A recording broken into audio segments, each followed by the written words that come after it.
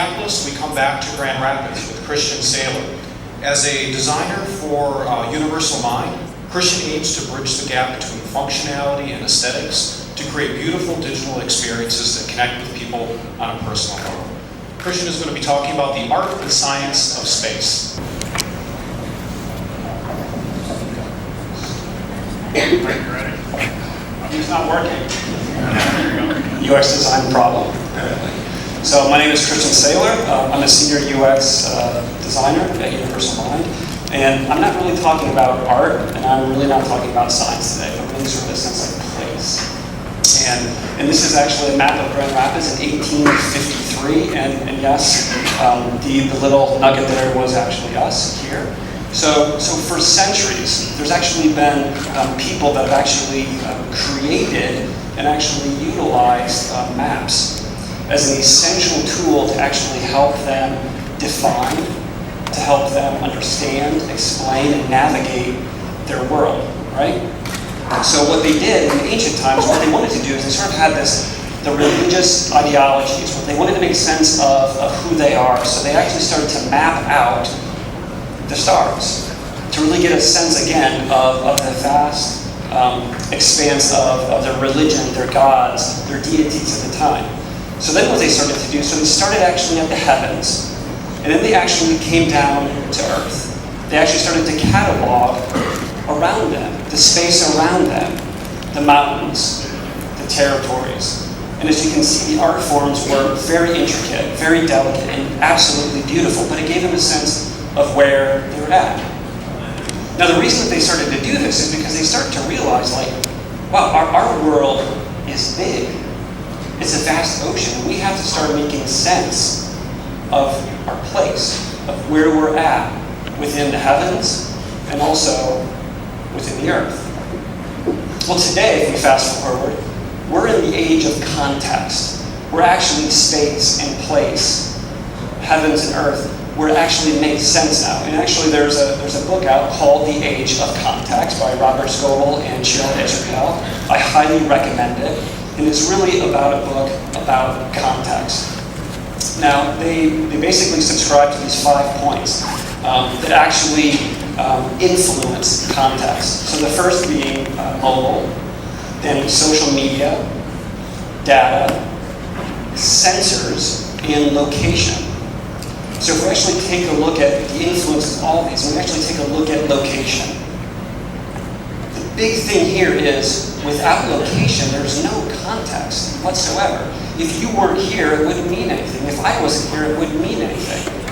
There's a reason that you showed up. There's a reason to actually be here. So we can actually start seeing this in how we actually start navigating our own lives from the digital space. Like the Foursquare. Who Foursquare? A lot of you Foursquare. Well, there's context around it. There's meaning to the places that we now go and occupy.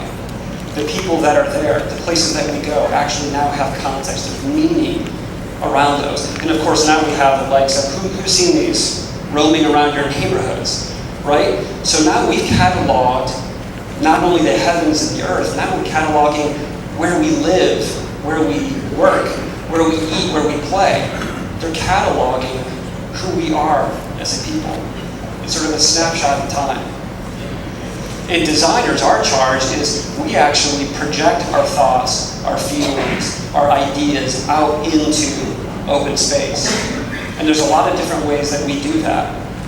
It's on ski hills, it's in our cars, it's at the movie theaters. There's ways that we do that, and there's sort of an art and a science around that. But today, now that we've cataloged external, we're now starting to catalog and map the internal with the Fitbits and in the ways that we can catalog how long we're actually walking and sleeping and interacting and doing things. We can even ingest things into our systems.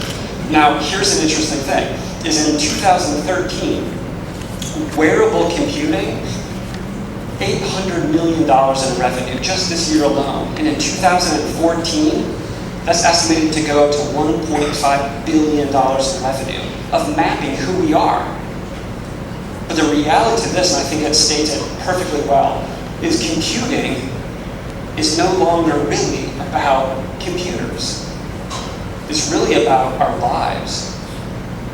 And what we're doing individually, what we're doing socially together, is that connection to the here and now that actually gives us purpose. Is that connection to the here and now that actually gives us a sense of place. It is what you are doing right now in this moment. So it's a snapshot.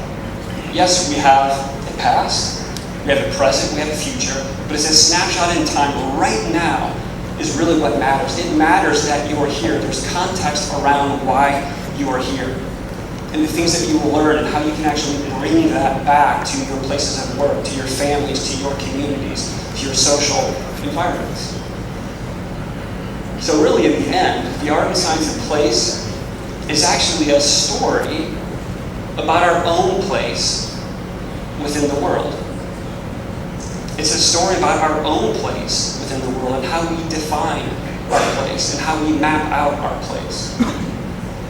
So Alice came to a fork in the road. Well, which road do I take? She asked. Where do you want to go? Responded the Cheshire Cat. I don't know, Alice answered.